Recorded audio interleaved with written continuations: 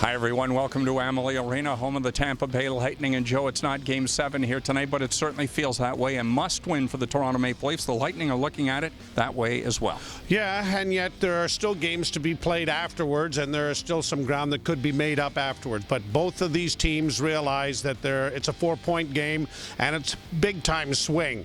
These two teams meet again later in the month of April, actually, later in the season.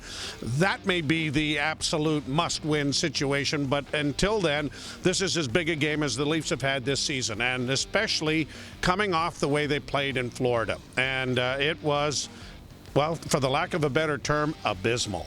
And everybody had a hand in it. Some people had their plus-minuses kind of blow up on them.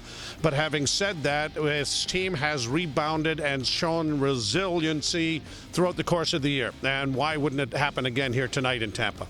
Andrei Vasilevsky 5-0-1 since the trade deadline that saw Ben Bishop go to Los Angeles. He starts here tonight for Tampa.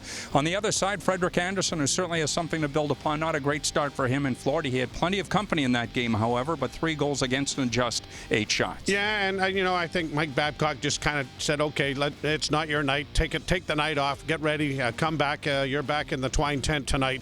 And having said that, the Leafs have got to get off to a better start. And scoring the first goal this year has been a real key for them, but when you give up the opening goal 18 seconds in, you're chasing the game. And then, of course, the shorthanded goal added to the situation, and they were never back in the game.